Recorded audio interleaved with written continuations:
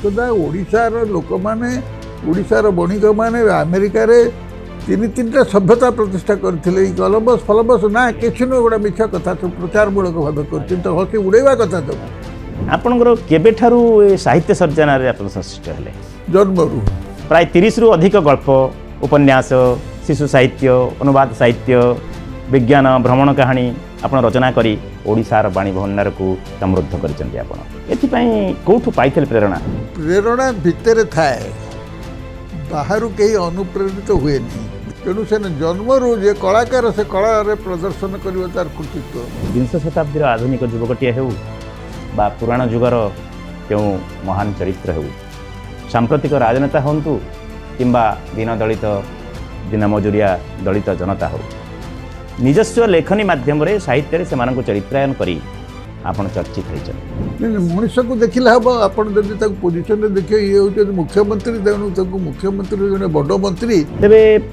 आजिकालीर पुरस्कार सम्मान संवर्धना प्रशस्ति सांप्रतिक साहित्य सामाजिक स्तर रे केते प्रभाव पकाउची बोली भावुछंती ए लोक उत्साहित होउछंती सेटा जो दिन 10 वर्ष पूर्व प्राप्ति थिला एको तो 10 वर्ष पर दब तो तार नाती पाई सारलानी सेटा ताको देले ताको भल लागे नहीं एया हेची ओडिसार वर्तमान अवस्था आपणक विचार रे सांप्रतिक ओडिसार राजनीति केमिति अछि तार गति स्थिति बा प्रगति ए विचार आपणकर मत कोन गुडे विचार आज्ञा राजनीतिर आदर्श आ राजनीतिर माने राजनैतिक मानकर चरित्र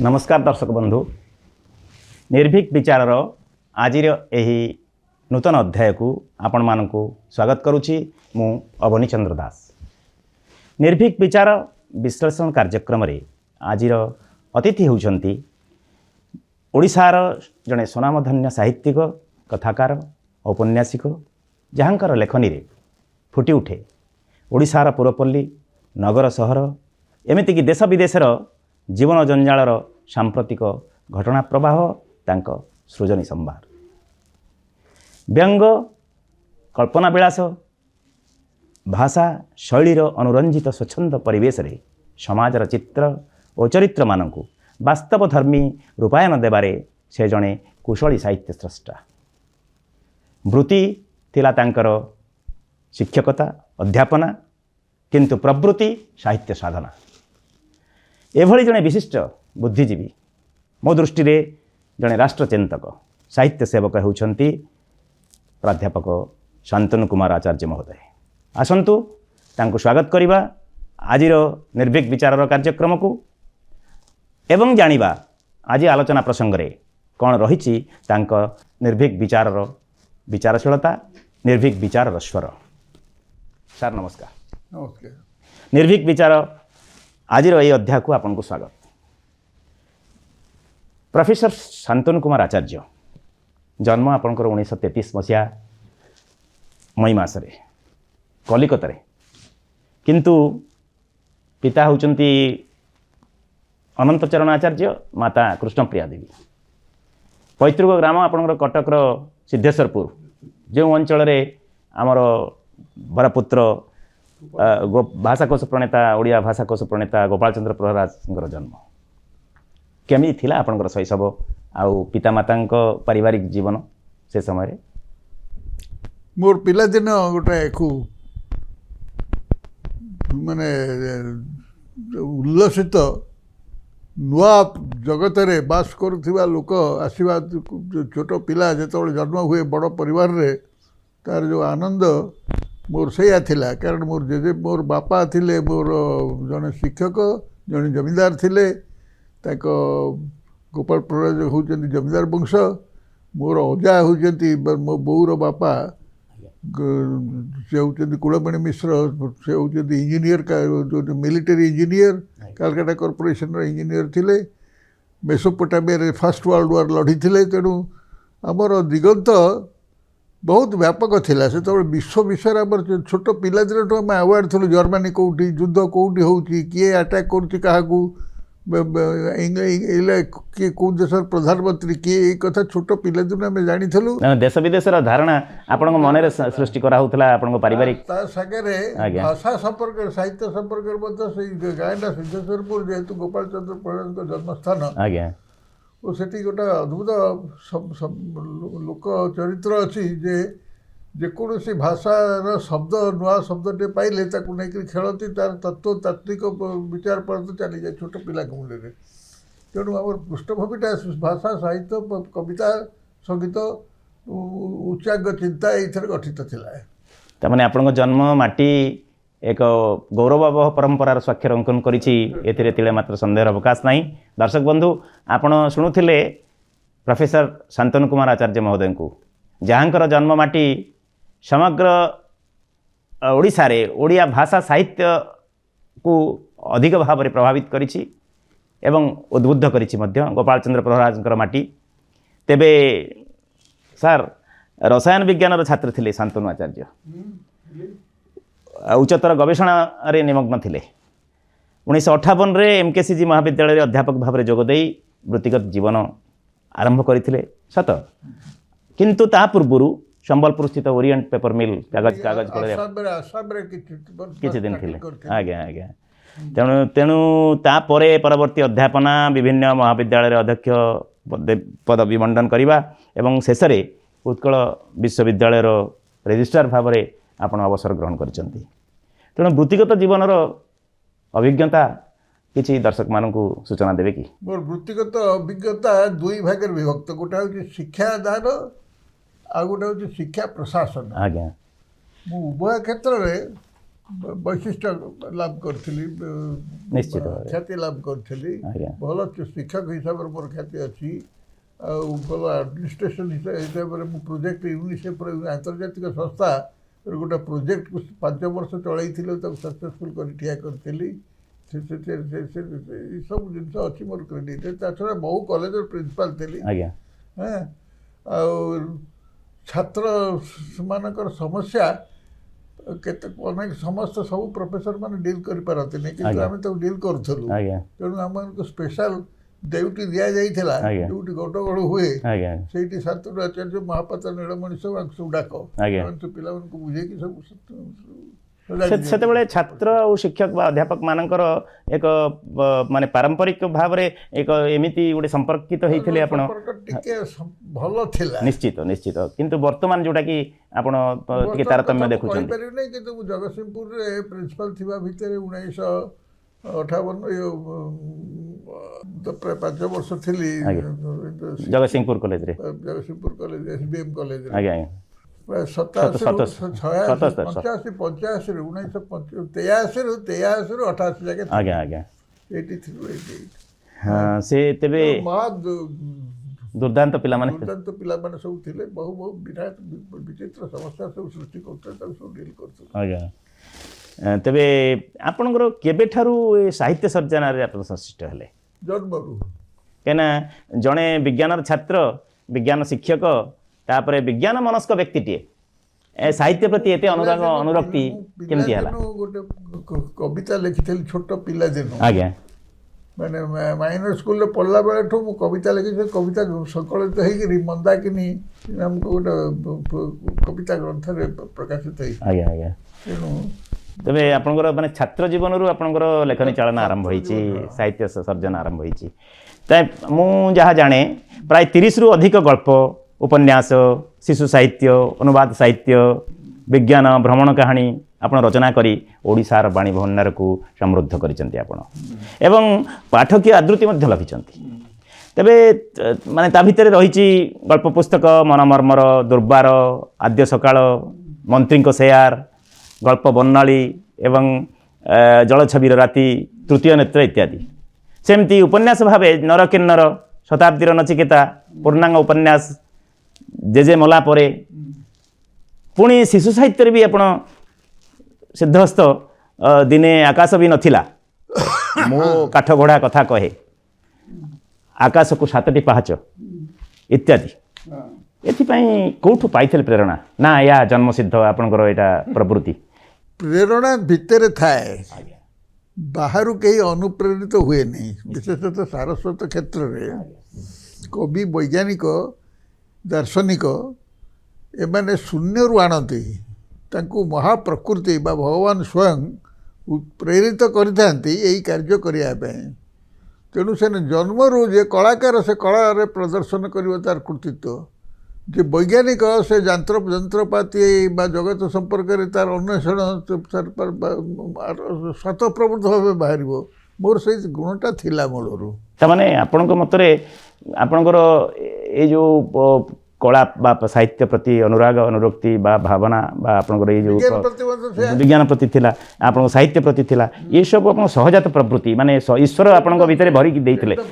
ନିଶ୍ଚିତ ଅଜା ଯେତେବେଳେ ନିଶ୍ଚିତ ସେ ତ କାଲକାଟାରୁ ଆଣନ୍ତି, ଧରନ୍ତୁ ଗ୍ରାମୋଫୋନ୍ଟେ ନୂଆ କିଣା ହେଇକିରି ଆସିଲା, ନୂଆ ପେଟ୍ରୋମ୍ୟାକ୍ସ ଲାଇଟ୍ ଆସିଲା, ସାଇକେଲ ଗୁଡ଼ାଏ କିଣା ହେଇକିରି ଥୁଆ ହେଲା, ୱାଚ୍ କିଣା ହେଇକିରି ଥୁଆ ହେଲା, ସେଗୁଡ଼ାକ ସବୁ ପରୀକ୍ଷା ନିରୀକ୍ଷା କରିବା, ତାକୁ ମାଙ୍କଡ଼ାଇ କରିବା, ସେ ସବୁ କାମ ମୋର। ଆଜ୍ଞା। ତେଣୁ ବିଜ୍ଞାନ ପ୍ରତି ଯେତିକି ଅନୁରକ୍ତି, ସାହିତ୍ୟ ପ୍ରତି ସେତିକି। ପାଣିଠୁ ଆରମ୍ଭ କରି ପବନ ପର୍ଯ୍ୟନ୍ତ କାହିଁକି ସେ ଏପରି ହେଉଛି ଏ କୋଶ୍ଚିନ୍ ମୁଁ ବରାବର ମନ ଭିତରେ ମାନେ ଦ୍ୱନ୍ଦ୍ୱ ସୃଷ୍ଟି କରୁଥିଲା। ମ୍ୟାଗ୍ନେଟିଜିମ୍ ପ୍ରତି, ଇଲେକ୍ଟ୍ରିସିଟି ପ୍ରତି ମୁଁ ତ ନିଜେ ଥିଓରାଇଜ୍ କରେ। ଆଜ୍ଞା। କିନ୍ତୁ ଦୁର୍ଭାଗ୍ୟବଶତଃ ମୁଁ ଓଡ଼ିଶାରେ ଜନ୍ମ ହେଲି ବୋଲି ସାହିତ୍ୟ କଲି, ନହେଲେ ବିଜ୍ଞାନ କରିଥାନ୍ତି, ବୈଜ୍ଞାନିକ ହେଇଥାନ୍ତି। ତାମାନେ ଆପଣ ଯୁଗପଥ ସାହିତ୍ୟ ଆଉ ବିଜ୍ଞାନର ସମନ୍ୱୟ ଆପଣଙ୍କ ଭିତରେ ଯେଉଁ ଉଦ୍ବେଳିତ ହେଇଛି ଆପଣଙ୍କ ମନ ଭିତରେ। ଏହାର ତତ୍ତ୍ୱ ହେଉଛି ପ୍ରତ୍ୟେକ ମଣିଷର ମସ୍ତିଷ୍କର ଯୋଡ଼ାଏ ଅଂଶ ଅଛି, ଗୋଟାଏ ବାମ ଅଂଶ ଆଉ ଦକ୍ଷିଣ ଅଂଶ। ଦକ୍ଷିଣ ଅଂଶଟା ହେଉଛି ରାଇଟ୍ ବ୍ରେନ୍, ଏଇଟା ହେଉଛି ଗୋଟେ ସ୍ୱପ୍ନ ଦେଖେ, ଅସମ୍ଭବ ଚିନ୍ତା କରେ, ଆଡ଼ଭେଞ୍ଚର କରେ ମନ ଭିତରେ। ଆଉ ବାମ ଚିନ୍ତାଟା ସବୁବେଳେ କାଲକୁଲେଟ୍ କରୁଥାଏ, ଗଣିତ କରୁଥାଏ, ବିପଦ ଆପଦ ଚିନ୍ତା କରୁଥାଏ। ଏ ଦୁଇଟାର ସମ୍ମିଶ୍ରଣରେ ମଣିଷର ବ୍ୟକ୍ତିତ୍ୱଟା ତିଆରି ହେଇଛି। ନିଶ୍ଚିତ ଭାବରେ ଦର୍ଶକ ବନ୍ଧୁ, ଆପଣମାନେ ଶୁଣୁଛନ୍ତି ପ୍ରଫେସର ଶାନ୍ତନୁ କୁମାର ଆଚାର୍ଯ୍ୟ ମହୋଦୟଙ୍କୁ। ସେଇ ବାମ ପଟେ ଯେଉଁମାନେ ଗଣିତ ଭଲ କରନ୍ତି, ଇଞ୍ଜିନିୟରିଂ ଭଲ କରନ୍ତି, ବାମ ପଟ ବହୁତ ଉନ୍ନତ। ମୋର ବାମ ଡାହାଣ ଦୁଇଟା ଏକ ଉନ୍ନତ। ତେଣୁ କବିତା ଲେଖୁଛି, ଅଙ୍କ ବି କଷୁଛି। ତେଣୁ ବିଂଶ ଶତାବ୍ଦୀର ମୋ ମନରେ ଏକ ସ୍ୱତଃ ପ୍ରଶ୍ନ ଆସୁଛି, ବିଂଶ ଶତାବ୍ଦୀର ଆଧୁନିକ ଯୁବକଟିଏ ହେଉ ବା ପୁରାଣ ଯୁଗର କେଉଁ ମହାନ ଚରିତ୍ର ହେଉ, ସାମ୍ପ୍ରତିକ ରାଜନେତା ହୁଅନ୍ତୁ କିମ୍ବା ଦିନ ଦଳିତ, ଦିନ ମଜୁରିଆ ଦଳିତ ଜନତା ହେଉ, ନିଜସ୍ୱ ଲେଖନୀ ମାଧ୍ୟମରେ ସାହିତ୍ୟରେ ସେମାନଙ୍କୁ ଚରିତ୍ରାୟନ କରି ଆପଣ ଚର୍ଚ୍ଚିତ ହୋଇଛନ୍ତି। କ'ଣ ଆ ଭିତରେ? ନାଇଁ, ମଣିଷକୁ ଦେଖିଲେ ହେବ। ଆପଣ ଯଦି ତାକୁ ପୋଜିସନରେ ଦେଖିବେ, ଇଏ ହେଉଛନ୍ତି ମୁଖ୍ୟମନ୍ତ୍ରୀ, ତେଣୁ ତାକୁ ମୁଖ୍ୟମନ୍ତ୍ରୀ ଜଣେ ବଡ଼ ମନ୍ତ୍ରୀ, ଆଉ MLA ଗୋଟେ ଛୋଟ ଅଳ୍ପ ପୋଜିସନ୍, ଏମିତି ବିଚାର କଲେ ହେବନି। ରାଜନୀତି ବିଚାରରେ ଇଏ ମୁଖ୍ୟମନ୍ତ୍ରୀ, ସେ MLA ହେଇଛନ୍ତି, ଆଜି MLA ଯାଇଛନ୍ତି, କାଲି ସେ ପ୍ରଧାନମନ୍ତ୍ରୀ ହେବେ। ତେଣୁ ସମସ୍ତ ସବୁ ସମ୍ଭାବନା, ସବୁ ଭିତରେ ସମ୍ଭାବନା। ଚରିତ୍ର ଭିତରେ ଆପଣ ସେମାନଙ୍କର ବ୍ୟକ୍ତିତ୍ୱକୁ ଅର୍ଡ଼ିନାରୀ ଜିନିଷଟା ଏକ୍ସଟ୍ରାଅର୍ଡ଼ିନାରୀ ହୁଏ। ଆଜ୍ଞା। ତୁମେ ଏକ୍ସଟ୍ରାଅର୍ଡ଼ିନାରୀ ଲୋକକୁ ବିଚାର କରିବାକୁ ଗଲେ ଆଗ ପ୍ରଥମେ ତାର ଅର୍ଡ଼ିନାରୀ, ତାର ଶୈଶବ ବିଚାର କରାଯାଏ। ସେଟା କ'ଣ ତାର ପ୍ରୋଗ୍ନୋସିସ୍ କ'ଣ କରୁଥିଲା, ସେ କ'ଣ କରୁଥିଲା ପିଲାଦିନେ। ମୋର ମତରେ ମହାତ୍ମା ଗାନ୍ଧୀଙ୍କଠୁ ଆରମ୍ଭ କରି ଯେତେ ବଡ଼ ବଡ଼ ନେତା, ଅଭିନେତା, ଲେଖକ ଇତ୍ୟାଦି ସମସ୍ତେ ତାଙ୍କର ମଣିଷ, ସେମାନେ ମୂଳରୁ ମଣିଷ ହିସାବରେ ତାଙ୍କର ସବୁ ଆବିଲିଟି, ଡିସାବିଲିଟି ସବୁ ଥାଏ। ସେ ବିଚାର ସେଟା ବଢ଼େ ଯେତେବେଳେ କେଉଁ ଲୋକ ମହାତ୍ମା ହେଇଯାଆନ୍ତି, ସେତେବେଳେ ବ୍ୟକ୍ତିତ୍ୱର ପରିପ୍ରକାଶ ଘଟେ। ବ୍ୟକ୍ତିତ୍ୱର ସେ ତାଙ୍କର ଗ୍ରୋଥର ରାଇଟ୍ ଡିରେକ୍ସନ୍। ପ୍ରତ୍ୟେକ ମଣିଷ ସୁପରମ୍ୟାନ୍ ହେବା ପାଇଁ ଉଦ୍ଦିଷ୍ଟ। ଆଜ୍ଞା ଆଜ୍ଞା। ମଣିଷଟାକୁ ଭଗବାନ ଜନ୍ମ କରିଛନ୍ତି ଏକ ମହତ୍ତର ଉଦ୍ଦେଶ୍ୟ ନେଇକି, ଗୋଟେ ବିରାଟ ଜିନିଷ ଉଦ୍ଭାବନ କରି। ନିଶ୍ଚିତ ଭାବରେ ସେ ତାକୁ ଜାଣିବା ପାଇଁ ଯିଏ ଈଶ୍ୱରକୁ ଆବିଷ୍କାର କରେ, ସେମାନେ ଋଷି। ସମସ୍ତେ ଋଷି ନୁହନ୍ତି, କିନ୍ତୁ ଋଷିତ୍ୱ ଅଛି ସେମାନଙ୍କୁ, ଋଷି ଦୃଷ୍ଟି ଅଛି ସମସ୍ତ। ଆଜ୍ଞା। ତେବେ ଆପଣ ବିଜ୍ଞାନ କଥା ଲେଖିଛନ୍ତି, ଭ୍ରମଣ କାହାଣୀ ବି ଲେଖିଛନ୍ତି, ଆପଣଙ୍କ ଲେଖାରେ ବେଶ ସମୁଜ୍ଜ୍ୱଳ ହେଇଛି ତାହା। ପୁଣି ଆପଣଙ୍କର ଶ୍ରୀ ଅରବିନ୍ଦଙ୍କ ଦର୍ଶନ ଉପରେ ଆଧାରିତ ଗୋଟେ ପୁସ୍ତକ ଦକ୍ଷିଣାବର୍ତ୍ତ, ଏବଂ ଆଉ ଗୋଟେ ହେଉଛି ମାର୍କ୍ସବାଦୀ ଚିନ୍ତନରେ ପରିପୁଷ୍ଟ ଶକୁନ୍ତଳା, ଆପଣଙ୍କୁ ଅନନ୍ୟ ସଫଳତା ଦେଇଛି। ତେବେ ଏଥିପାଇଁ ଆ ଭିତରେ ଆପଣ ଦର୍ଶକମାନଙ୍କୁ କ'ଣ କହିବେ? ସମସ୍ତେ ସେମାନେ ସମସ୍ତେ ଯେଉଁମାନେ ପଢ଼ି ନାହାନ୍ତି, ଆ ଭିତରେ କ'ଣ ନିର୍ଦ୍ଦେଶ ରହିଛି? ମୋର ଅଭିଜ୍ଞତାରେ ମୁଁ ଲେଖେ। ଆଜ୍ଞା। ମୁଁ ଅରବିନ୍ଦଙ୍କର ଦର୍ଶନ ଉପରେ ଲେଖିବା ପାଇଁ ଉପନ୍ୟାସ ଲେଖିନି। ନାଇଁ ମୁଁ ପାଟନାରେ ଟ୍ରେନିଂ ନେଉଥିଲି। ଆମର ଏନସିସି ଅଫିସର ଟ୍ରେନିଂ ହେଉଥିଲା 1963 ମସିହାରେ। ସେଠି ବହୁତ କଠିନ ପରିଶ୍ରମ କରିବାକୁ ପଡ଼ୁଥିଲା। ମୁଁ ତ ଆମେ ସବୁ ଅଫିସର ହେଇକି ଯାଇଥିଲୁ ଆଜ୍ଞା। ଅଧ୍ୟାପକ ହିସାବରେ। ଆଜ୍ଞା ମେ ମାସ ଖରାରେ ଗୁରୁଣ୍ଡିବାକୁ ପଡ଼େ ଗଙ୍ଗା ନଦୀର ଉପତ୍ୟକାରେ ଗୋଟେ ବିଲ ଉପରେ। ସେଠି ଆମକୁ ଶିକ୍ଷା ଦିଏ ଯେ ଶତ୍ରୁ ମିତ୍ର ଜ୍ଞାନ କୁହାଯାଏ। ଏପଟେ ଶତ୍ରୁ ଆର ପଟେ ମିତ୍ର ପକ୍ଷ। ଆଜ୍ଞା ତୁମେ ଶତ୍ରୁ ପକ୍ଷ ଦେଖିଲେ ତାକୁ ଦେହରେ ଗୁଳି କରିବ। ଆଜ୍ଞା କିଛି ବାଟ ଗୁରୁଣ୍ଡି ଗୁରୁଣ୍ଡି ପେଟେଇ ପେଟେଇ ଗଲା ପରେ ସେଇ ଝାଳନାଳ ହେଇକିରି ଭାରତ ମାତା ମୋର ଭିତରେ ଆବିର୍ଭୂତ ହେଲେ। ଗଙ୍ଗା ନଦୀର ମାଟି ମୋ ଛାତି ଦେହରେ ଲାଗିଲା ଯେତେବେଳେ ମୋ ଭିତରେ ଭାରତୀୟତା ଉଦୟ ହେଲା। ମୁଁ ନିଜକୁ ନିଜେ ପଚାରିଲି, ମୁଁ ଗୋଟେ ପ୍ରଫେସର, ମୁଁ ଗୋଟେ ବିଜ୍ଞାନ ପଢ଼ିଛି, ମୁଁ ଶତ୍ରୁଭାବଟା କେଉଁଥିବା ଉଦ୍ଭାବନ ହେଉଛି ମୋ ଭିତରେ। ମୁଁ ତ ଭାରତୀୟମାନେ ସେମାନେ ମାତା ଚ ପାର୍ବତୀ ଦେବୀ ପିତା ଦେବ ମହେଶ୍ୱର ମାନବ ବାନ୍ଧବ ସର୍ବେ, ସବୁ ମଣିଷ ତୁମର ବାନ୍ଧବ। ସ୍ୱଦେଶ ଭୁବନତ୍ରୟମ୍, ନିଜର ଦେଶ ହେଉଛି ସ୍ୱର୍ଗ ମର୍ତ୍ତ୍ୟ ପାତାଳ। ଏଥିରେ ଇଏ ଆମକୁ କ'ଣ ଶିଖଉଛି? ଶତ୍ରୁ ସେପଟେ ଶୋଇଛି ବୋଲି। ଆଜ୍ଞା ଆମେ ପୁଣି ଅଧ୍ୟାପକ, ଆମେ କି ସାଧାରଣ ସୈନିକ ନୁହଁ। ଗୋଟେ ହୁଇସିଲ୍ ମାରିବ ଯେ ଫାୟାର, ଆମେ ଫାୟାର କରିଦେବୁ, ଲୋକ ମାରିଦେଇ ଚାଲିଯିବୁ। ଏଇ କଥାଟା ଆସିଲା ଗୋଟେ ମନ ଭିତରେ ଆପଣଙ୍କର ଭିତରେ ଉଦ୍ବେଳନ ଗାଁତ ସୃଷ୍ଟି ହେଲା। ଏଇଟା ଗୋଟେ ଇଣ୍ଟେଲେକ୍ଚୁଆଲ କ୍ୱେଶ୍ଚନ୍। ନିଶ୍ଚିତ ମୁଁ କିଛି କଲି ନାହିଁ ଅବଶ୍ୟ, ଆଜ୍ଞା କିନ୍ତୁ ମୋ ଭିତରେ ଏଇ ଭାବଟା ଉଦୟ ହେଲା। ଆଜ୍ଞା ଯେତେବେଳେ ସେ ଭାବ ଉଦୟ ହେଲା, ତାକୁ ହିଁ ମୁଁ ଫେରି ଆସିକରି ଲେଖିଲି ଯେ ଚାଇନା ସାଙ୍ଗରେ ଆମର ଏତେ ସମ୍ପର୍କ, କଥାଟା ଆଜି ତାକୁ ଆମେ ଆର୍କ ଏନିମି ଶତ୍ରୁ ବୋଲି ଭାବୁଛୁ, ପରମ ଶତ୍ରୁ ବୋଲି ଭାବୁଛୁ। ଇତିହାସରେ ଇଏ କି ଖେଳ, କ୍ରୁର ଖେଳ। ୟାକୁ ମାନବିକତା ଦୃଷ୍ଟିରୁ ଦେଖିଲେ କେମିତି ଦେଖାଯିବ? ଏଇଥିରୁ ଆରମ୍ଭ ହେଲା ସେଇଟା ଦକ୍ଷିଣ ଆଡ଼କୁ ଯାତ୍ରା। ଯେତେବେଳେ ଶ୍ରୀ ଅରବିନ୍ଦ 1962 ମସିହାରେ ଏତେ ଲୋକପ୍ରିୟ ହେଇନଥିଲେ, ସେ ତତ୍ତ୍ୱଟା ଏତେ ଜଣା ନଥିଲା। ଆଜ୍ଞା ଆମେମାନେ ମହାପାତ୍ର ନୀଳମଣି ସାହୁ ଆଉ ମୁଁ ପାରଳାଖେମୁଣ୍ଡି କଲେଜରେ ଅବସ୍ଥାପିତ ହେଇଥିଲୁ। ଆଜ୍ଞା ସେ ଜଙ୍ଗଲ ଭିତରେ ବୁଲିଲା ବେଳେ ଆମ ମନକୁ ମନ ସ୍ୱତଃ ଜାଗ୍ରତ ହେଉଥିଲା ଏଇ ଚିନ୍ତା ଗୁଡ଼ାକ। ସେଇ ତତ୍ତ୍ୱ ଗୁଡ଼ାକ ଆମେ ଆଲୋଚନା କରୁଥିଲୁ। ପରବର୍ତ୍ତୀ ସମୟରେ ଦେଖିଲୁ ଯେ ଏଇଟା ବିଧିବଦ୍ଧ ଭାବେ ଆଲୋଚିତ ହେଇଛି ତାଙ୍କର ଅରବିନ୍ଦ ତତ୍ତ୍ୱରେ। ସେଇଟା ଅତିମାନସ ତତ୍ତ୍ୱ ଯାହାକୁ କୁହାଯାଏ। ଆଜ୍ଞା ସେଇ ଆମ ଭିତରୁ ସ୍ୱତଃ ଅତିମାନସ ଭାବମାନ ଉଦୟ ହେଉଥିଲା। ନିଶ୍ଚିତ ତାକୁ ରୂପ ଦେବା ପାଇଁ ମୁଁ ଦକ୍ଷିଣାବର୍ତ୍ତ ଲେଖିଲେ। ଦକ୍ଷିଣାବର୍ତ୍ତ ଲେଖିଲି। ଆଜ୍ଞା ଆଉ ଶକୁନ୍ତଳା ଲେଖିଲି 1975 ମସିହାରେ ଇନ୍ଦିରା ଗାନ୍ଧୀ ଯେତେବେଳେ ଡିକ୍ଲେୟାର କଲେ ଏମର୍ଜେନ୍ସି। ଏଇ ଏମର୍ଜେନ୍ସି ପୂର୍ବରୁ ଭାରତବର୍ଷରେ କମ୍ୟୁନିଷ୍ଟମାନେ ବହୁତ ଉତ୍ପାତ କରିକିରି ସେମାନେ ତେଲେଙ୍ଗାନା ଆନ୍ଦୋଳନ କରିଥିଲେ ଏଠି 1951 ମସିହାରେ। ଆଜ୍ଞା ତାର ପ୍ରଭାବ ସବୁ ଓଡ଼ିଶାରେ ପଡ଼ିଥିଲା। ଯେତେବେଳେ ଜମିବାଡ଼ି ପରର ଜମି ପାଚିଲା ଧାନ କାଟି ନେଇ ଚାଲି ଯାଉଥିଲେ, ଜମି ଦଖଲ କରୁଥିଲେ, ହଳ ଯାହାର ବିଲ ତାର, ଆଜ୍ଞା ଏ ପ୍ରକାର ଚାଲିଥିଲା।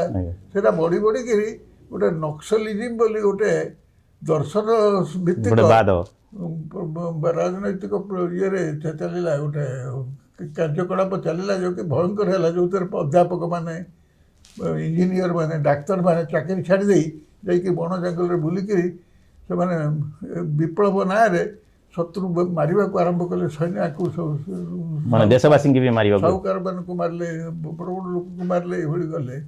ଭାରତବର୍ଷରେ ଅବକ୍ଷ ହେଇଯାଇଥିଲା ସେତେବେଳକୁ। ଏଇଟା ଏଇ ଏମର୍ଜେନ୍ସି ଖବରରେ। ଇନ୍ଦିରା ଗାନ୍ଧୀ ମଧ୍ୟ ତାର ପ୍ରତିଶୋଧ ନେବା ପାଇଁ ଶହ ଶହ ଯୁବକ ଯୁବତୀମାନଙ୍କୁ ଏକାଠି ମାରିକିରି ଗଙ୍ଗା ନଦୀରେ ଫୋପାଡ଼ିଥାନ୍ତି ସେତେବେଳେ। ଏସବୁ ଦୃଶ୍ୟ ଆମେ ପଢ଼ିଛୁ, ଆମେ ସବୁ ବହିରୁ କଲେକ୍ସନ୍ କଲୁ। ତାପରେ ମୁଁ ଆଣିଲି ବହି ସବୁ ପଢ଼ିଲି। ଗାନ୍ଧୀବାଦ କ'ଣ, ଯାହା ବଳରେ ଆମେ ସ୍ୱାଧୀନତା ପାଇଲୁ, କମ୍ୟୁନିଷ୍ଟବାଦଟା କ'ଣ, ଏ ଦୁଇଟାକ ତାରତମ୍ୟ ଦେଖାଇବା ପାଇଁ ଶକୁନ୍ତଳା ଗଠିତ ହେଇଛି। ଶକୁନ୍ତଳା ହେଉଛି ଭାରତବର୍ଷର ଇତିହାସର ମୂଳ ନାରୀ, ଯାହାଙ୍କ ନାଁରେ ଦେଶ ଗଠିତ ହେଇଛି। ଦୁଷ୍ମନ୍ତଙ୍କ ପ୍ରେମିକା ଶକୁନ୍ତଳା, ଯିଏକି ବିଶ୍ୱାମିତ୍ରଙ୍କ ଆଶ୍ରମରେ ମେନକାଙ୍କର କନ୍ୟା, ତାଙ୍କରି ନାଁରେ, ତାଙ୍କରି ପୁତ୍ର ଭାରତଙ୍କ ନାଁରେ ଭାରତବର୍ଷ ହେଇଛି। ଆଜ୍ଞା ଆଜ୍ଞା। ତେଣୁ ଏଭଳି ଏକ ଦେଶକୁ କିଭଳି ଭାବରେ କେଉଁ ଦର୍ଶନ ସବୁ ଆସିକରି ଆମ ଉପରେ ପ୍ରଭାବିତ କରିଛି, ଏଇ କଥାକୁ ମୁଁ ବିଚାର କରୁଛି। ନିଶ୍ଚିତ ଭାବରେ ଆପଣଙ୍କର ଦର୍ଶକ ବନ୍ଧୁ ଆପଣମାନେ ଶୁଣୁଥିଲେ ଶକୁନ୍ତଳା ଏକ ସାରସ୍ୱତ ରଚନା ଏବଂ ଦକ୍ଷିଣାବର୍ତ୍ତ ବି ତାଠୁ କମ୍ ନୁହେଁ। ତାର ପ୍ରଚ୍ଛଦ ପଟର କାହାଣୀ ଆପଣ ଶ୍ରୀଯୁକ୍ତ ଶାନ୍ତନୁ ଆଚାର୍ଯ୍ୟ ମହୋଦୟଙ୍କ ପାଖରୁ ଶୁଣୁଥିଲେ। ତେବେ ଆପଣଙ୍କର ଆଉ ଗୋଟେ ରହିଛି ଆତ୍ମଜୀବନୀ ମୋ ଜୀବନ ଅନ୍ୟ ଏକ ଉପନ୍ୟାସ ଗୋପାଳ ପ୍ରହରାଜଙ୍କୁ ନେଇକରି ମଧ୍ୟ ଉପଜୀବ୍ୟ କରି ଆପଣ ଅନ୍ୟ ଏକ ସମୟ ଅନ୍ୟ ଏକ ଭାରତବର୍ଷ ଏଥିରେ କ'ଣ ରହିଛି ଆପଣଙ୍କର ବିଚାର? ନା ଆତ୍ମଜୀବନୀ ଏଥିରେ କିଛି ନଥାଏ। ଆତ୍ମଜୀବନୀ ଆପଣ ସ୍ୱତଃ ଜୀବନ ଧାରାକୁ ଜୀବନ କାଳ ଭିତରେ ଯୋଉଭଳି ଭାବରେ ଘଟଣା ଅବସ୍ଥା ଘଟଣା ପ୍ରଭାବକୁ ଲେଖିଛନ୍ତି। ଐତିହାସିକ ପରିବର୍ତ୍ତନ ଘଟୁଛି ଆଜ୍ଞା ଆଜ୍ଞା ସେଥିରେ ନିଜର ଜୀବନ ପରିଚାଳିତ ହେଉଛି। ତୁମ ଜୀବନର ଲକ୍ଷ୍ୟ ସ୍ଥଳ ନଷ୍ଟ ହେଇଯାଉଛି। ଏଇ ଭିତରେ ଜୀବନ ପ୍ରତ୍ୟେକ ଲୋକ ହନ୍ତସନ୍ତ ହେଉଛନ୍ତି। ସେ ତାଙ୍କ ଦୁଃଖ ସୁଖ ଦୁଃଖର କାହାଣୀ ଆତ୍ମଜୀବନରେ ପରିସ୍ଫୁଟ ହେଇଛି ପ୍ରତିଫଳିତ ହୁଏ। ଆଜ୍ଞା। ତେବେ କେତେ ସାହିତ୍ୟ ସମୀକ୍ଷକଙ୍କ ମତରେ ଶାନ୍ତନୁ ଆଚାର୍ଯ୍ୟଙ୍କ ସୃଜନ ସମ୍ଭାର ଦୁର୍ବୋଧ୍ୟ କେ ସହଜରେ ବୁଝି ହୁଏନି ବୋଲି କହନ୍ତି। କେତେ ସତ୍ୟତା ଅଛି ଏଥିରେ ଆପଣଙ୍କ ବିଚାରରେ? ନାଇଁ ସେଇଟା ସତ ଥାଇପାରେ କାରଣ ଅଧିକାଂଶ ଲୋକ ଏଠି ଆମ ରାଜ୍ୟରେ ଗୋଟା ଯେତେବେଳେ ଆମେ ଆରମ୍ଭ କରୁଥିଲୁ ଚାକିରି ଆଜ୍ଞା 70ରୁ 80% ଲୋକ ଥିଲେ ନିରକ୍ଷର। ସାହିତ୍ୟ ଯେତେବେଳେ ମୋର ସମସାମୟିକ 1900 ଧରନ୍ତୁ ମୁଁ 58 ମସିହା କଥା କହୁଛି। ଆଜ୍ଞା ଯେତେବେଳେ ମୁଁ ପାରଳାଖେମୁଣ୍ଡିରେ ଅବସ୍ଥାପିତ ହେଲି ଲେଖିଲି। ଆଜ୍ଞା ସେତେବେଳେ ଲେଖୁଥିଲି ନରକିନ୍ନର। ଆଜ୍ଞା ନରକିନ୍ନର ହେଉଛି ଗୋଟେ ଦାର୍ଶନିକ ଉପନ୍ୟାସ। ଆଜ୍ଞା ଇଏ ଏପର୍ଯ୍ୟନ୍ତ ମଧ୍ୟ ବଳବତ୍ତର ରହିଛି। ସେ ବହି ଇଂରେଜୀରେ ଟ୍ରାନ୍ସଲେଟ୍ ହେଇକି ବିଶ୍ୱବିଖ୍ୟାତ। ଆଜ୍ଞା ତାକୁ କିଛି ପ୍ରଫେସର କହିଲେ ଯେ ଏକଦମ ପୁରା ଗୋଟେ ନୋବେଲ ପ୍ରାଇଜ୍ ପାଇଲା ଭଳିଆ ବହି। ଆଉ କିଛି କହିଲେ ଆମେ ବୁଝିପାରୁନୁ। ଯେ ଦୁଇଟା ମନ୍ତବ୍ୟ ଉପରେ ମନ୍ତବ୍ୟ ଭିତରେ କେଉଁଟା ଠିକ୍ ସେଥିପାଇଁ ଅପେକ୍ଷା ନ କରି ମୁଁ ଲେଖି ଚାଲିଲି। ଚାଲୁ ଯାହା ଲେଖିଲି ସେଇଟା ଧୀରେ ଧୀରେ ଯେଉଁଟା ଦୁର୍ବୋଧ୍ୟ 10-50 ବର୍ଷ ତଳେ ମନେ ହେଉଥିଲା ବର୍ତ୍ତମାନ ସେଇଟା ଅତ୍ୟନ୍ତ ସୁବୋଧ୍ୟ ହେଇଗଲା। ଆଜ୍ଞା ଠିକ୍ ଠିକ୍ ଠିକ୍। ତେଣୁ ଦୁର୍ବୋଧ୍ୟଟା ସାମୟିକ। ଯେତେବେଳେ ଆମର ଆମେ ପ୍ରସ୍ତୁତ ହେଇନଥାଉ ଆଜ୍ଞା ଶିକ୍ଷା ଦୃଷ୍ଟି ମାନସିକ ସ୍ତରରେ ଆମେ ତାକୁ ନ ପଢ଼ି ନ ବୁଝିବାକୁ ଚେଷ୍ଟା ନ କରି ବା ତାକୁ ଅନୁଶୀଳନ ନ କରି ମାନେ ମନନ ନ କରି ଆଜ୍ଞା ଆଜ୍ଞା ସେ ଖାଲି ମନ୍ତବ୍ୟ ଦେଲେ ତ ଚଳିବ ନାହିଁ।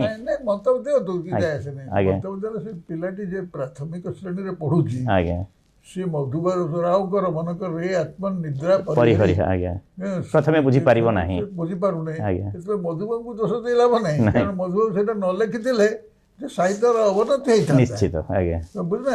ତେଣୁ ତାର ସମୟ ଆସିବ ଯେତେବେଳେ ତାକୁ ଲୋକ ସ୍ୱୀକାର କରିବେ। ନିଶ୍ଚିତ।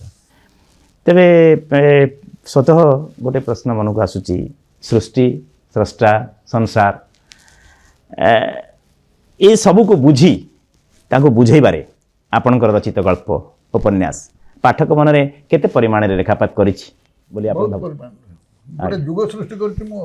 ଆଜ୍ଞା ସେଇ ସମୟରେ ଆପଣଙ୍କର ଯେତେବେଳେ ଲେଖନି ଚାଲିଥିଲା ସେତିକିବେଳେ ଆପଣଙ୍କର ପାଠକ ଆଦୃତିଟା ବହୁତ ପରିମାଣରେ ହେଇଛି ଏବଂ ଏବେ ବି ପାଠକ ଦୁଇ ପ୍ରକାର ଥାଆନ୍ତି। ଆଜ୍ଞା ଏନଲାଇଟେଣ୍ଡ ପାଠକ ଯେଉଁମାନେ ଜ୍ଞାନୀ ପାଠକ ଆଉ କିଛି ଅଜ୍ଞାନୀ ପାଠକ ଥାଆନ୍ତି ଆଉ କିଛି ମଝିରେ କିଛି ଜ୍ଞାନ ପିପାସୁ ଥାଆନ୍ତି। ଆଜ୍ଞା ଯେଉଁମାନେ ଜ୍ଞାନୀ ପାଠକ ସେ ସାଙ୍ଗେ ସାଙ୍ଗେ ଧରି ନେବେ ଯେ ଏଇଟା କେଉଁ ଶ୍ରେଣୀର ଲେଖା। ଆଜ୍ଞା ନରକିନ୍ନର ଯେତେବେଳେ ବାହାରିଲା କି ଶକୁନ୍ତଳା ବାହାରିଲା ଏଇଟା କେଉଁ ଶ୍ରେଣୀର ଲେଖା ସେ ସମୟରେ ଯେଉଁ ସମାଲୋଚକ ମାନେ ଥିଲେ ଆଜ୍ଞା ସେଇମାନେ କହିଲେ। ସେ ସମାଲୋଚକ କିଏ କିଏ ନା ଧରନ୍ତୁ ଆମର ସେତେବେଳେ ଥିଲେ ଯେଉଁ ପ୍ରଫେସର ସବୁ ଥିଲେ ଓଡ଼ିଆ ପ୍ରଫେସର ଇଂରେଜୀ ପ୍ରଫେସର ଆଜ୍ଞା ଏମାନେ ସବୁ ଏ ବହିଟାକୁ ମାନେ ତନ୍ନ କରି ପଢ଼ିକି ତାର ସେତିକି ନୁହଁ ତାକୁ MA କୋର୍ସ କରେଇଦେଲେ ଚିନ୍ତାମଣି ବେହେରା ପ୍ରଭୁ ତାଙ୍କ ସମ୍ବଲପୁର ୟୁନିଭର୍ସିଟିରେ MA ଓଡ଼ିଆ ବିଭାଗରେ କୋର୍ସ ହେଇଗଲା। ସେ ଏକାଡେମୀ ଆୱାର୍ଡ ମଧ୍ୟ ପାଇଗଲା ଯେଉଁ ବର୍ଷ। ତେଣୁ ଯଦି ଏତେ ଦୁର୍ବୋଧ୍ୟ ହେଉଥିଲା ତାକୁ ପ୍ରଫେସର ମାନେ ତାକୁ ଏଭଳି ଭାବରେ ଗୁଣମୁଗ୍ଧ ହେଉଥିଲେ କିପରି? ନିଶ୍ଚିତ। ତେଣୁ ସେଇଟା ଧୀରେ ଧୀରେ ବିକଶିତ ହୁଏ। ଯେମିତି ଗୋଲାପ ଫୁଲର କଢ଼ିଟା ଏଡ଼ିକିଟେ ହେଇଥାଏ ତା ଭିତରେ କେଉଁ ଗୋଲାପ ଫୁଲ ଲୁଚିଛି ସମୟ କ୍ରମେ ସେଇଟା ଏଡ଼ିକି ବଡ଼ ଗୋଲାପ ହେଇଯାଏ ଏବଂ ତା ମହକ ବି ଚାରିଆଡ଼କୁ ବିଚଳିତ ତା ମହତ୍ଵ ଜଣାପଡ଼େ। ତେଣୁ ସବୁ ଲେଖାର ଅଭିନବତ୍ୱ ତା ଭିତରେ ଲୁଚିଥାଏ ଯେ ସମୟ କ୍ରମେ ପ୍ରକାଶିତ ହୁଏ। ତାକୁ ସାଙ୍ଗେ ସାଙ୍ଗେ ଖାଇକି ଫୋପାଡ଼ି ଦିଅନ୍ତି। ନିଶ୍ଚିତ ନିଶ୍ଚିତ। ତେବେ ଆପଣଙ୍କ ପାଠକୀୟ ଆଦୃତି ସାଙ୍ଗକୁ ଆପଣଙ୍କର ସୃଜନାତ୍ମକ ପ୍ରତିଭା ସ୍ୱୀକୃତି ଲାଭ କରିଛି ପୁରସ୍କାର ମାଧ୍ୟମରେ ପ୍ରଶଂସା ମାଧ୍ୟମରେ ସମ୍ମାନ ମାଧ୍ୟମରେ ସମ୍ବର୍ଦ୍ଧନା ମାଧ୍ୟମରେ ଯେମିତିକି 1965ରେ ବିଶୁବ ପୁରସ୍କାର 1985 आपन सारला पुरस्कार 2002 रे केंद्र साहित्य अकादमी पुरस्कार एमती कि आपण भारत सरकार शिक्षा मंत्रालय मध्य आपण सम्मानित एवं बहु अनुष्ठान बहु व्यक्ति विशेष द्वारा आपण प्रशंसित संवर्धित होगी सनंद पाइचंती सेते बेले आपनकर केमती अनुभूति थाए केमती अनुभव अनुभूति कौन मु तो खुशी हम जे कौन लोक खुशी हम आज्ञा किंतु आउ किछि थाए से अनुभूति सागर गोटे पिता भाव थाए जे तुम पूर्व से तुम्हें जो परिश्रम कर सारिक पाओ मूलटे पाओ आज्ञा आउ किछि लोक तुम से संप्रदाय रे थांते से चुटकिने आगुर पाई जाई थांते आज्ञा तेणु तार मूल्य ह्रास कर दे थांती आज्ञा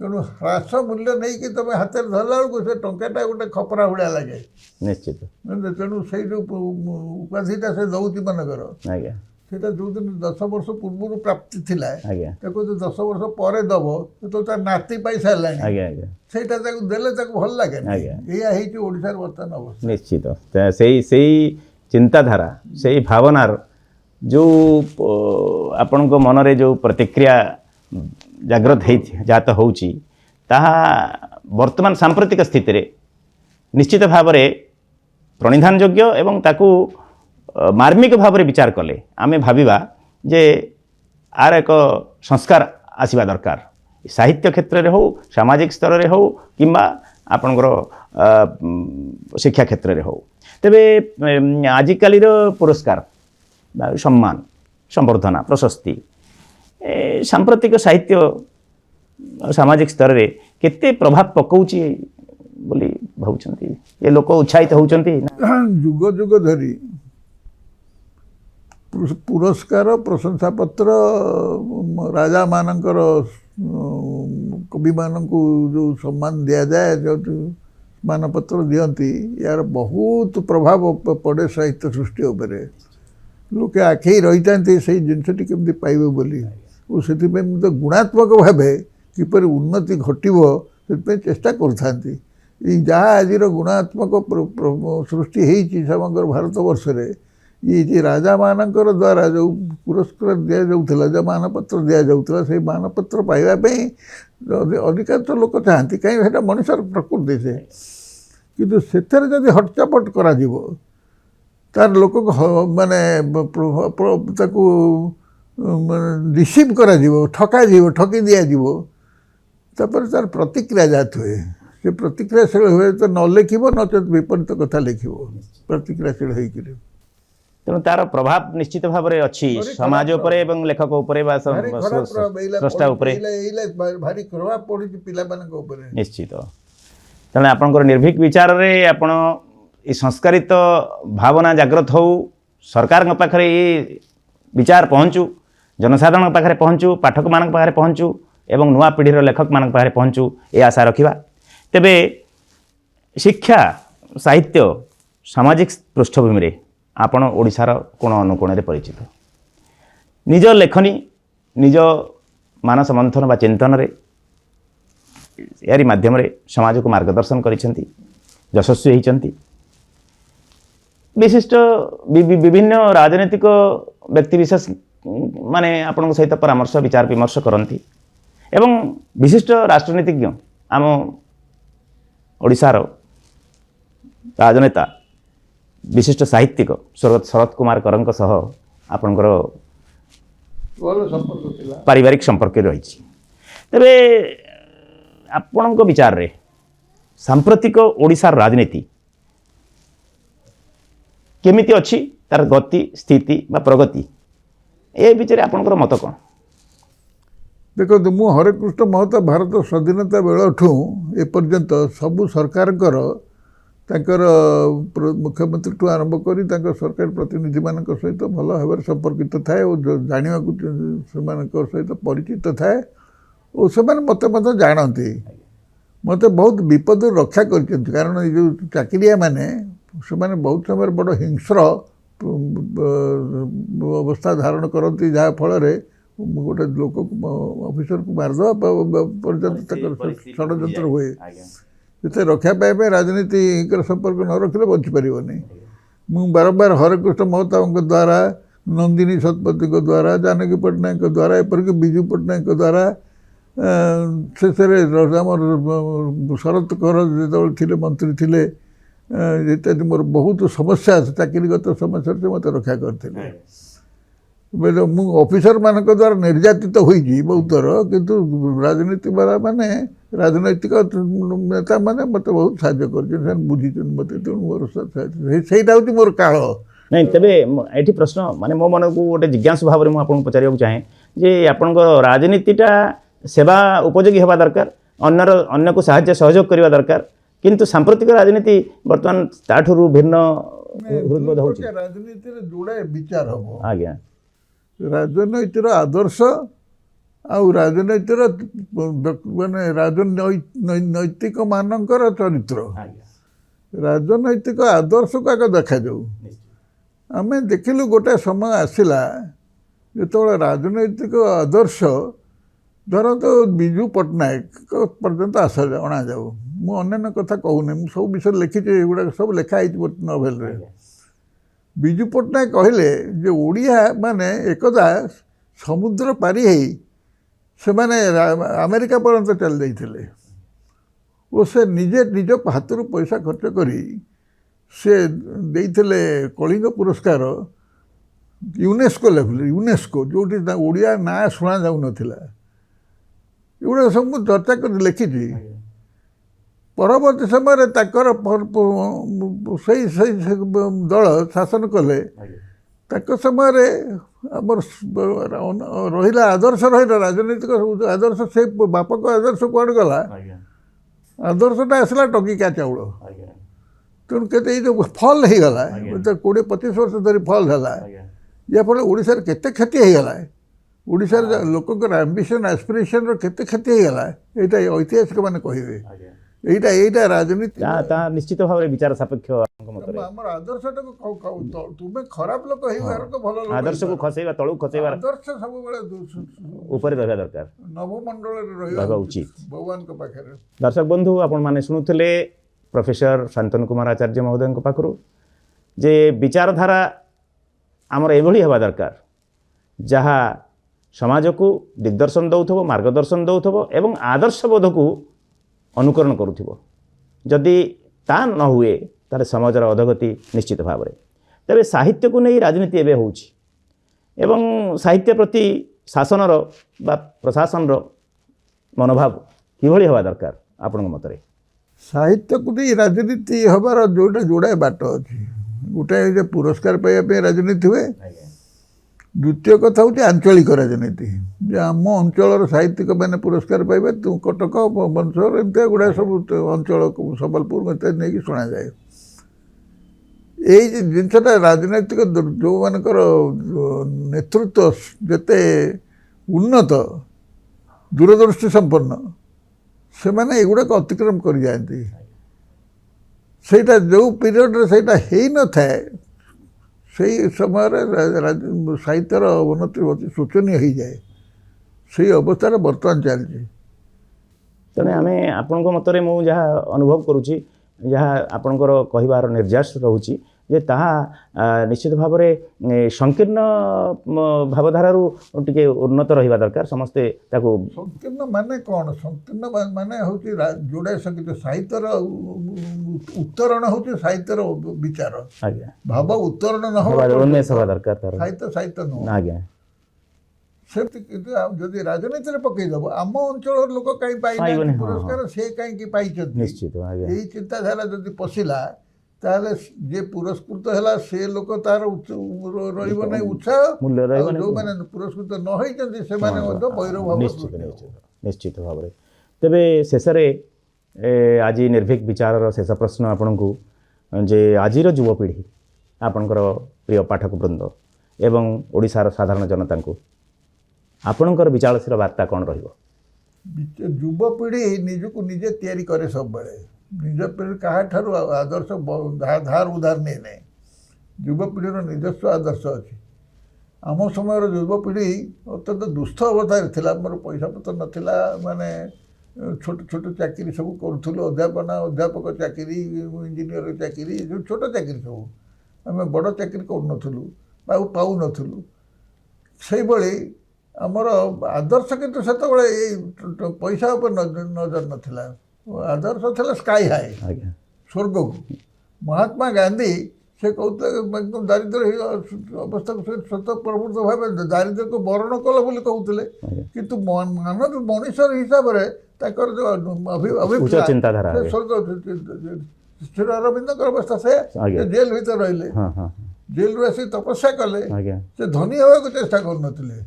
କିନ୍ତୁ ତାଙ୍କର ଯେଉଁ ଆଦର୍ଶଟା ଯେଉଁ ମହତ୍ଵ ସେଟା ରହିଲା ତା ଆଇଡ଼ିଆରେ। ସେ ଜଣେ ଦରିଦ୍ର ଲୋକ ଯେତେବେଳେ ରାଜା ହୁଏ ମନ ଭିତରେ ସେ ଯେଉଁ ଆନନ୍ଦ ଗରିମାମୟ ଗୋଟେ ପରିବେଶ ସୃଷ୍ଟି ହୁଏ, ତେବେ ଅବସ୍ଥାଟା ସାହିତ୍ୟରେ ସୃଷ୍ଟି ହେବା ଉଚିତ। ନିଶ୍ଚିତ ଆପଣଙ୍କ ମାର୍ଗଦର୍ଶନ ପିଲାମାନଙ୍କ ପାଇଁ, ଆଜି ନୂଆ ଯୁବପିଢ଼ିର ଲେଖକମାନଙ୍କ ପାଇଁ, ପାଠକମାନଙ୍କ ପାଇଁ ନିଶ୍ଚିତ ଭାବରେ ପ୍ରେରଣାଦାୟୀ ହେବ। ତେବେ ଆଉ ଗୋଟିଏ ପ୍ରଶ୍ନ, ମୁଁ ଶେଷ ପ୍ରଶ୍ନ କହିସାରିଥିଲି, ତେବେ ଗୋଟିଏ ପ୍ରଶ୍ନ, ଏବେ ନିକଟ ଅତୀତରେ ଯାହା ଆମେ ପାରିପାର୍ଶ୍ୱିକ ଭାବରେ ଯାହା ଆମକୁ ଜ୍ଞାତ ଅଛି ଯେ ଆପଣଙ୍କ ନାଁରେ ଏକ ଫାଉଣ୍ଡେସନ୍ ତିଆରି ହୋଇଛି ଏବଂ ତା'ର ଲକ୍ଷ୍ୟ ଆଭିମୁଖ୍ୟ ଆଉ କାର୍ଯ୍ୟକାରିତା ସମ୍ପର୍କରେ ଦର୍ଶକମାନଙ୍କୁ ସମ୍ୟକ ସୂଚନା ଦେବେ। ସେ ଫାଉଣ୍ଡେସନ୍ର ନାଁ ହେଉଛି ଶାନ୍ତନୁ କୁମାର ଆଚାର୍ଯ୍ୟ ଫାଉଣ୍ଡେସନ୍ ଟ୍ରଷ୍ଟ। ୟାକୁ ମୁଁ ମୋର ଏଇଠି ଏଇ ଆମର ଶହୀଦନଗରର କେତେକ ବନ୍ଧୁ ଅଛନ୍ତି, ଯୁବ ବନ୍ଧୁ, ଆମର ଗୋଟେ ସମସ୍ୟା ଥିଲା ଏଇ ରାସ୍ତା ନେଇକିରି। ଏ ରାସ୍ତାକୁ କିଛି ଧନୀ ଲୋକ ଚଢ଼ିଯିବା ପାଇଁ ଚାହୁଁଥିଲେ, ତାଙ୍କ ଘରଦ୍ୱାର କରିବା ପାଇଁ, ଆମମାନଙ୍କୁ ବିଚ୍ୟୁତ କରିବା ପାଇଁ, ଆମ ଜମି ନେଇଯିବା ପାଇଁ ଚାହୁଁଥିଲେ। ଏଇଠୁ ଆମେ ଗୋଟେ ପଲିଟିକାଲ ବିଚାର ଆରମ୍ଭ ହେଇଥିଲା ଏଇ ରୁମ୍ରେ। ଆମେ ଗଲୁ MP MLA ମନ୍ତ୍ରୀ ଏମାନେ ସବୁ ଦେଖା କରିବାକୁ, ଗୋଟେ ଦରକାର ପଡ଼ିଲା ଗୋଟେ ବଡି। ସେଇ ଯେଉଁ ବଡିଟା ତିଆରି ହେଲା, ସେ ବଡି ତିଆରି ହେଲା ପରେ ସକ୍ସେସ୍ ପାଇଲୁ ଆମେ। ମୁଁ ଦେଖିଲି ଯେ ଏ ପିଲାମାନଙ୍କ ଯୋଗ୍ୟ ପିଲାକୁ ଗୋଟେ କଲଚରାଲ ମେରୁଦଣ୍ଡ ଆଙ୍କର ତିଆରି କରିବା ଦରକାର। ଯେ କଲଚରାଲ ମେରୁଦଣ୍ଡ କେଉଁଠି ହେବ? ସେ ତ ସାହିତ୍ୟ ପଢ଼ନ୍ତିନି ସାଧାରଣ ଲୋକମାନେ, ଯାହାକୁ ସାହିତ୍ୟିକ